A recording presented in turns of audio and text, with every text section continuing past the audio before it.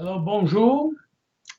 Ce matin, nous allons recommencer l'étude de l'Épître de Paul aux Romains. Et ça fait 7 à 8 ans que je ne l'ai pas faite, mais on va la refaire parce que c'est une épître qui est très importante. Alors, je vais commencer par l'introduction aujourd'hui. Je ne toucherai pas directement l'épître dans la Bible, là. Je vais commencer par l'introduction. Alors, l'auteur, c'est Paul en grec, et c'est Paulos en latin, et Paulus, ce qui signifie petit, et il était le principal apôtre des gentils. Alors, l'origine et sa famille, OK? Son nom juif était Saul, hébreu, c'est Shaoul, en grec, c'est Saoul. Et puis, à partir de la conversion de Sergius Paulus, proconsul de Chypre, les Actes donnent à Saul le nom de Paul. Dans ses épîtres, l'apôtre se nomme toujours Paul. Il est né à Tars, principale ville de la Cilicie, qui est située dans le pays qu'on nomme aujourd'hui la Turquie.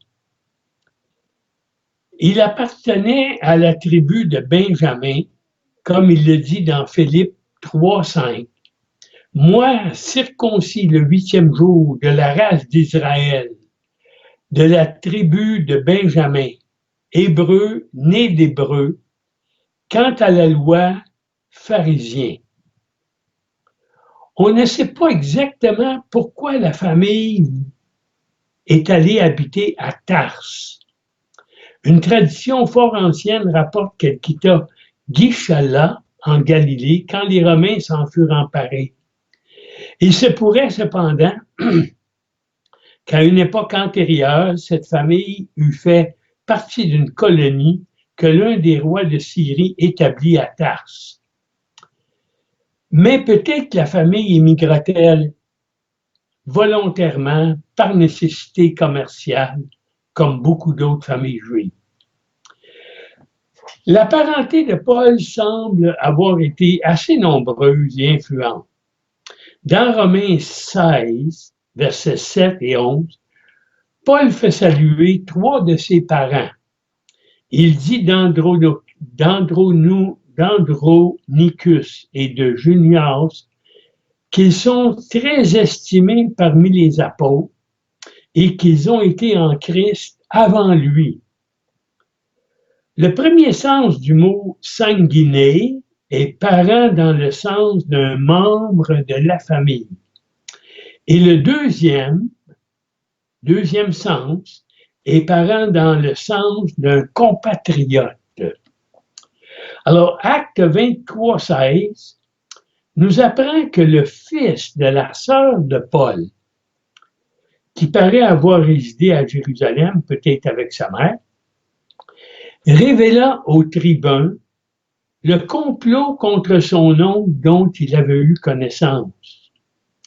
Cet épisode permet de penser que le jeune homme était apparenté à quelques-unes des familles en vue.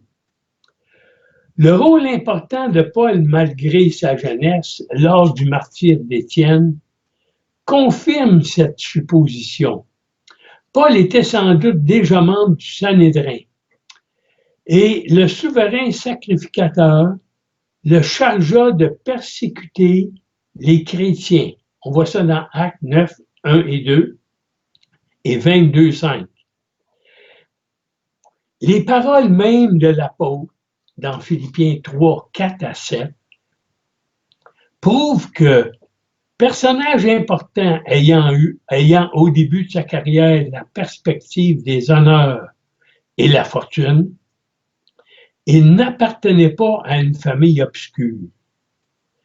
Élevé dans l'obéissance à la loi et à la piété juive traditionnelle, car son père était pharisien de stricte observance. On voit ça dans Acte 23, 6. Paul possédait cependant, depuis sa naissance, la qualité de citoyen romain.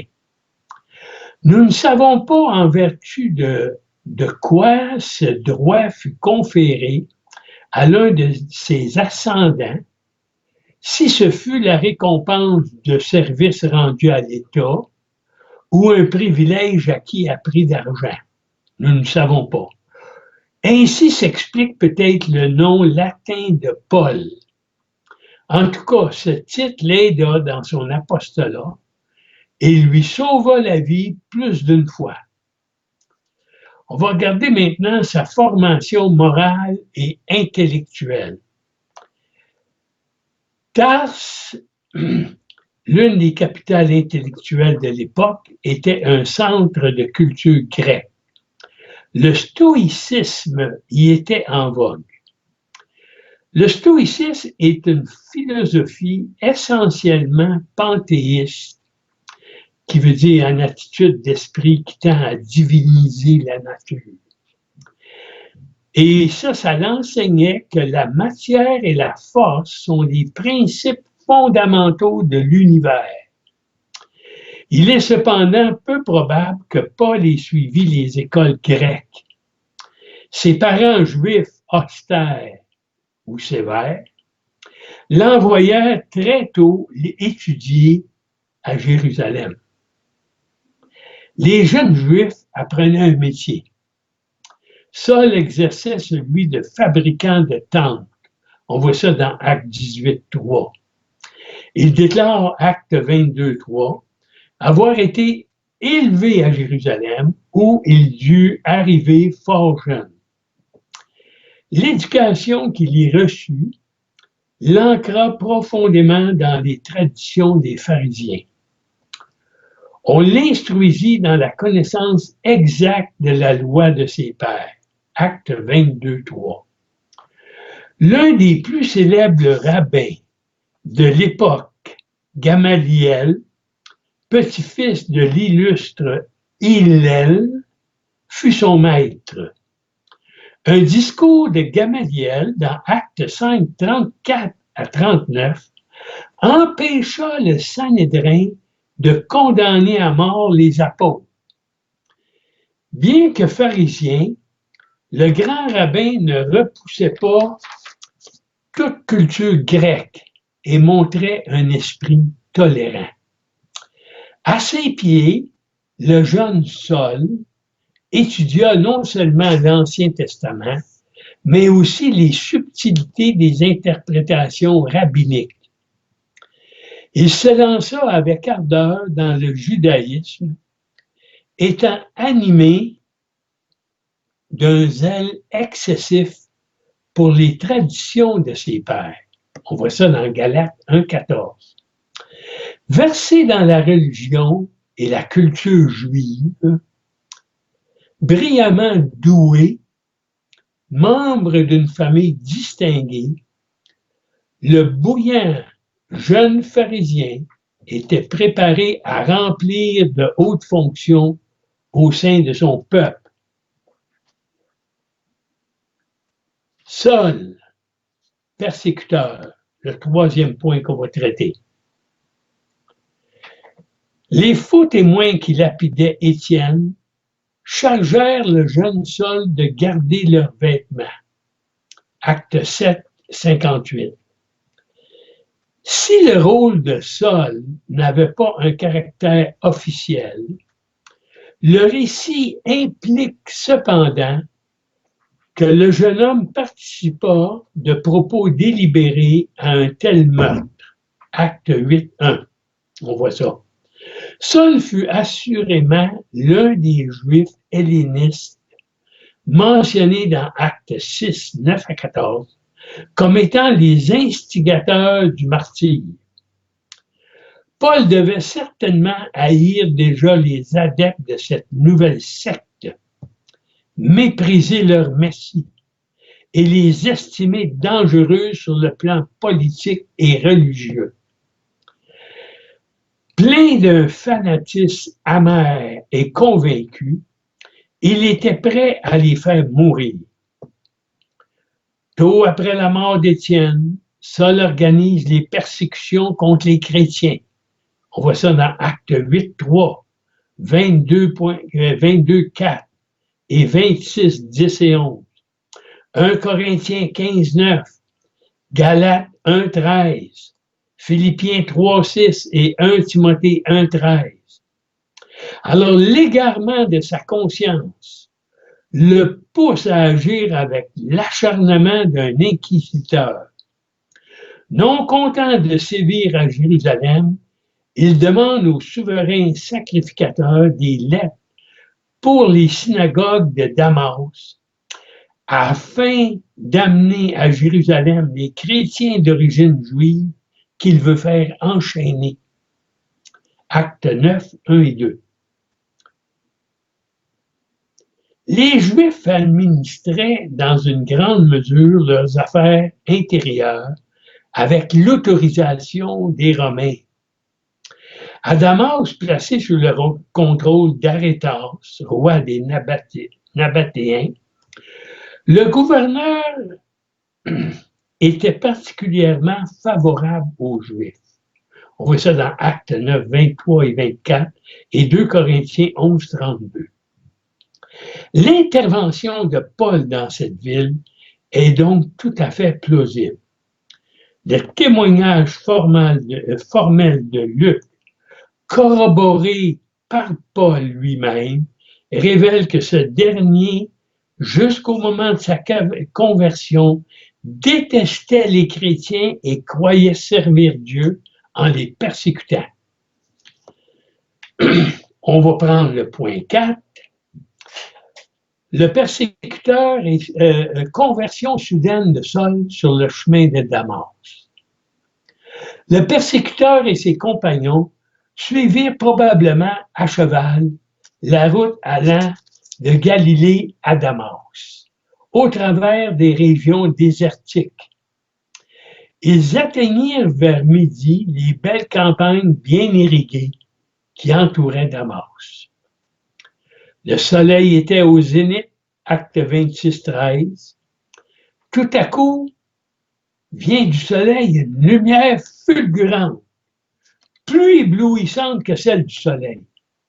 Et les voyageurs tombent par terre. Acte 26, 14.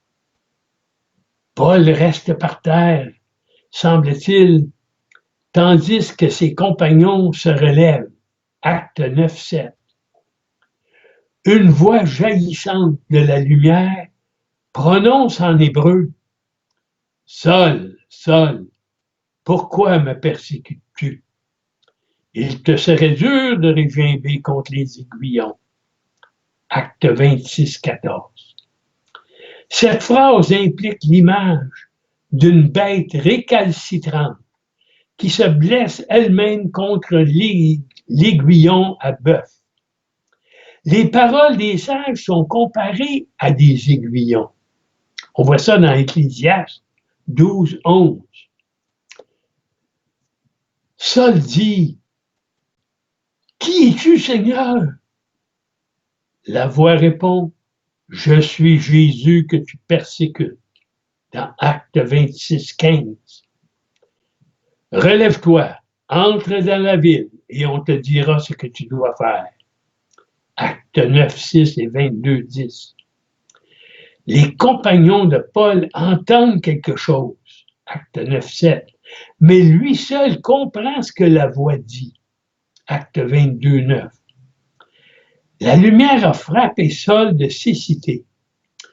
On le conduit par la main à Damas dans la maison d'un nommé Judas, Acte 9, 11, où il reste 3 jours sans voir et sans manger ni boire. Il prie, Acte 22, 9 et 11, cherche à saisir le sens de ce qui vient lui arriver.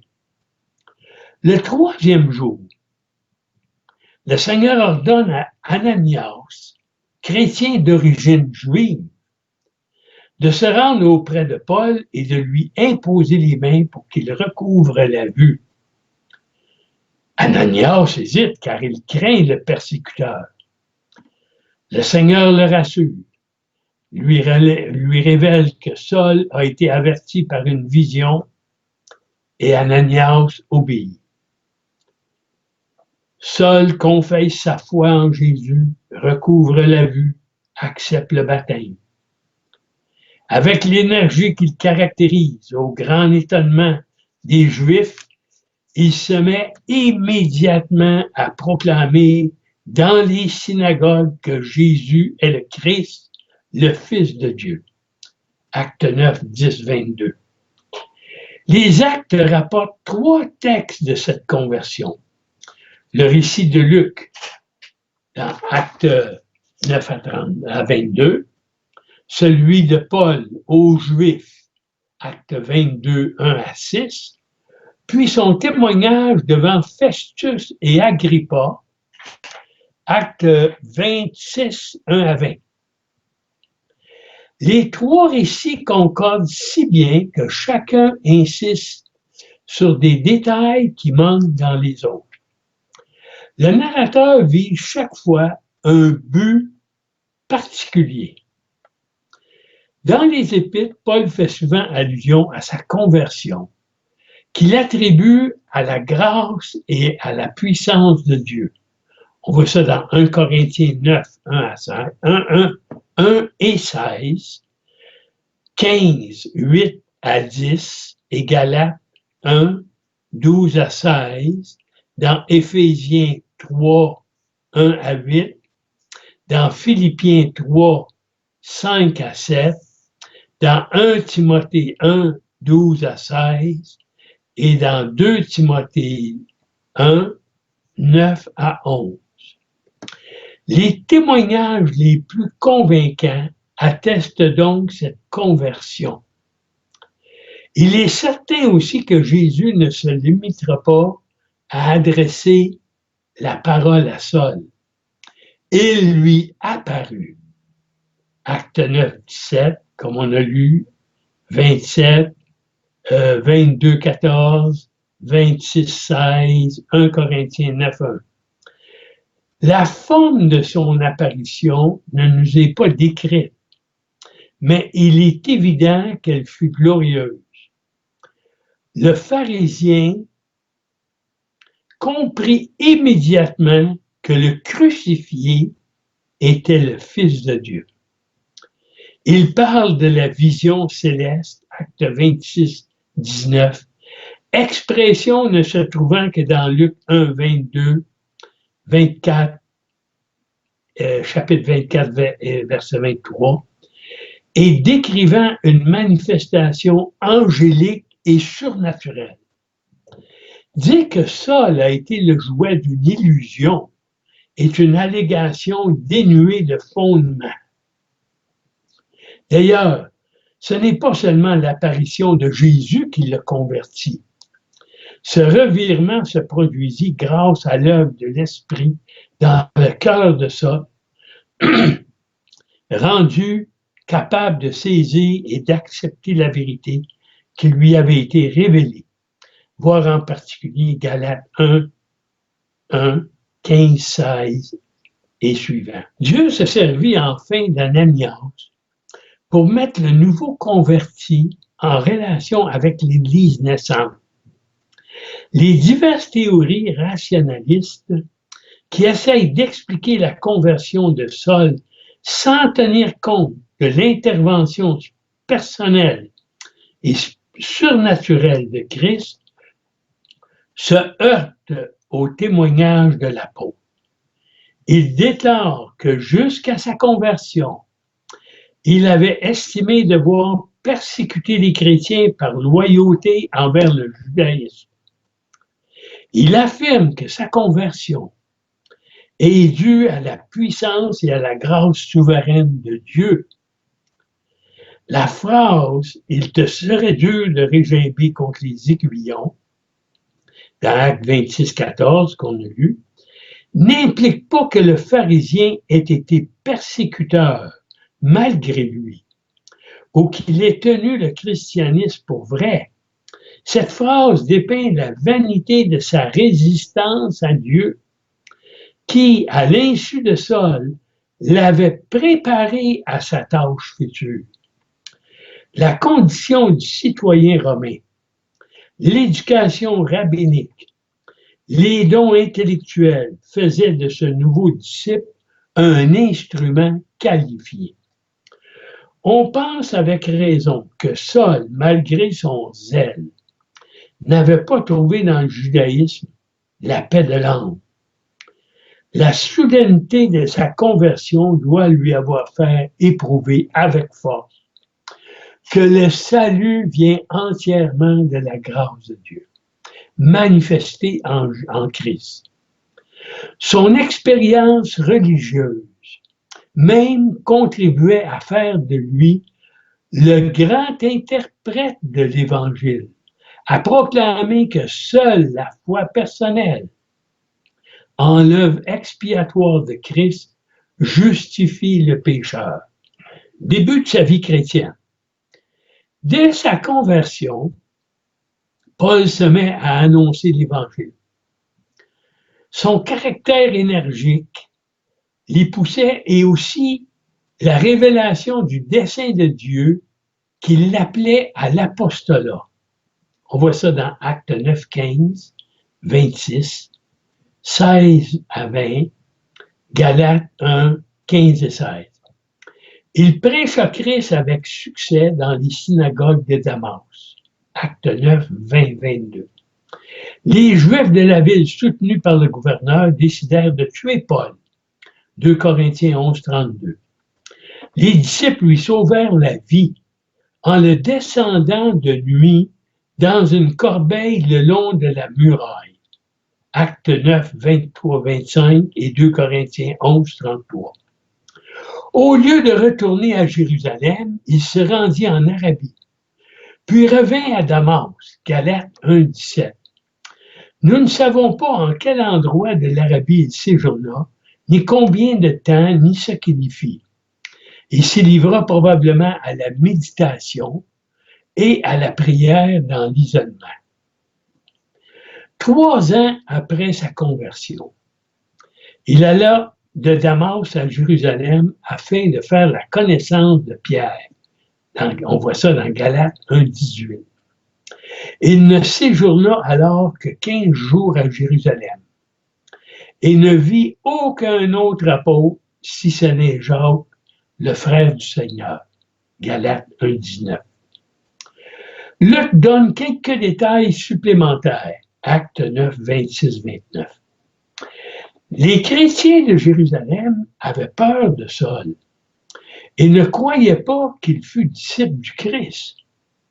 Mais Barnabas, avec la générosité qui le caractérisait, présenta Saul aux apôtres, leur raconta sa conversion et les souffrances qu'il endurait à cause de ce revirement. L'ancien persécuteur annonçait hardiment l'Évangile et voulait convaincre les Juifs hellénistes, ses amis d'autrefois, Acte 9, 28, 29, qui cherchèrent maintenant à le tuer. C'est pourquoi les disciples amenèrent Saul à Césarée, d'où il se rendit à Tarse, Acte 9, 30 et Galates 1, 21. Le Seigneur lui était apparu dans le temple à Jérusalem et lui avait révélé que son apostolat s'exercerait parmi les païens, Acte 22, 17 à 21. Certains exégètes ont prétendu que les passages des actes se rapportant à cette visite à Jérusalem ne concordaient pas avec ceux de l'Épître aux Galates. Pourtant, les deux récits s'harmonisent facilement. Il est fort probablement que Saul, voulant travailler de concert avec les 12, a désiré s'entretenir avec Pierre, qui occupait le premier plan. La méfiance des chrétiens de Jérusalem à l'égard de l'apôtre, de l'ancien pharisien, était bien naturelle. Et le geste de Barnabas, juif helléniste comme Paul, s'accorde avec son attitude ultérieure. En outre, 2 semaines passées à Jérusalem ont suffi au déroulement des faits rapportés par les actes. L'ordre de départ que le Seigneur adressa à Saul confirme la brièveté de ce séjour. Acte 22, 18. Le passage de Luc mentionnant que Barnabas mena Saul vers les apôtres ne contredit pas l'affirmation de Galates 1, 18 à 19, selon laquelle Saul ne s'est entretenu qu'avec Pierre et Jacques. Ces deux personnages, le second est aussi appelé une colonne, Galates 2, 9, représentaient en l'occurrence le corps apostolique. C'est ce que Luc a voulu dire. En tout cas, Saul et les chefs de l'Église de Jérusalem comprirent alors nettement que Christ destinait le nouveau disciple à être l'apôtre des gentils. Il ne paraît pas qu'on se soit préoccupé à ce moment-là de l'attitude que prendraient les convertis issus du paganisme à l'égard de la loi mosaïque. On ne prévoyait pas non plus quelle serait l'importance de la mission de Paul. Mais on reconnut son mandat, sa vie étant en danger, et on le fit partir pour Tarse. Acte 9, 30. Alors, l'introduction maintenant, ça c'était le premier point, là, l'historique de Paul, là, l'histoire de Paul. Maintenant, on va voir l'introduction aux Romains. Aurait été écrite à Corinthe, on dit, lors de la 3e visite de Paul dans cette ville. Elle occupe la première place parmi les épîtres, car c'est elle qui, dans tout le Nouveau Testament, donne l'exposé le plus complet des vérités fondamentales du christianisme. Paul avait le désir de communiquer aux chrétiens de Rome les grandes doctrines de la grâce qui lui avaient été révélées, d'où la rédaction de cette épître en attendant de leur rendre visite. Le thème de l'épître est l'Évangile de Dieu. Nous savons que le mot évangile veut dire bonne nouvelle aussi. Quant à moi, je préfère bonne nouvelle de Dieu que évangile de Dieu. Cette expression constitue la désignation la plus large et complète de l'ensemble des grandes vérités du salut. Elle concerne le monde entier parce que pour Dieu, il n'y a pas de favoritisme. Romains 2, 11. Car devant Dieu, il n'y a point de favoritisme. Il est aussi bien le Dieu des Juifs que le Dieu des païens. Romains 3, 29 à 30. Ou bien, je lis le texte là, ou bien Dieu est-il seulement le Dieu des Juifs? Ne l'est-il pas aussi des païens? Oui, il est aussi des païens, puisqu'il y a un seul Dieu qui justifiera par la foi les circoncis et par la foi les incirconcis. L'humanité entière étant reconnue coupable, on voit ça dans Romains 3, 23, puis le texte c'est « Car tous ont péché et sont privés de la gloire de Dieu. » La justification obtenue par la foi seule répond aux besoins de tout homme. L'Épître aux Romains fait connaître la plénitude de la grâce de Dieu par laquelle il peut déclarer le pécheur justifié en vertu de l'œuvre expiatoire de son Fils. Romains 3, 25, 26 dit « C'est lui que Dieu a destiné à être par son sang, pour ceux qui croiraient, victime propitiatoire, afin de montrer sa justice parce qu'il avait laissé impunis les péchés commis auparavant, au temps de sa patience. Il montre ainsi sa justice dans le temps présent, de manière à être juste, tout en justifiant celui qui a la foi en Jésus. »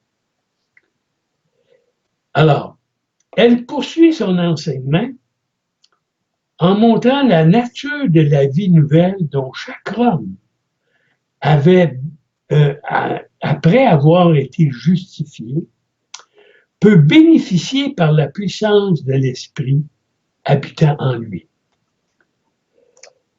Puis cet esprit révèle la sagesse et la grâce souveraine de Dieu, atteignant son but malgré l'infidélité d'Israël. Elle se termine en exhortant chaque chrétien bénéficiaire des compassions de Dieu, Romains 12:1, à vivre une vie consacrée au service de Dieu. La justice de Dieu, Romains 1:17, 3:21 et 22, est l'expression clé de ce livre. L'épître peut être divisée comme suit.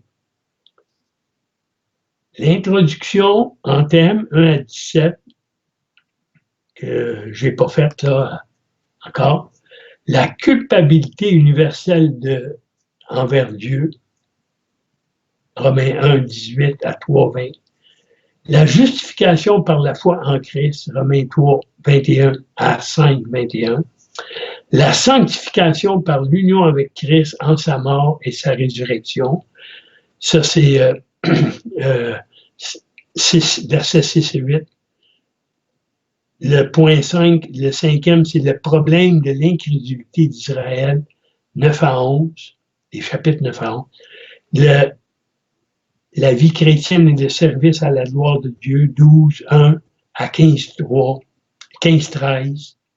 Puis la conclusion, la manifestation de l'amour chrétien, 15:14 à 16:27. Alors ça, aujourd'hui, ça termine notre introduction. La prochaine fois, on va commencer avec le chapitre 1, verset 1 à verset 17, qui s'appelle la justice de Dieu, l'épître de Paul aux Romains. Alors, c'est tout pour aujourd'hui. Je remercie le Seigneur et que Dieu bénisse ceux qui vont l'écouter. Amen.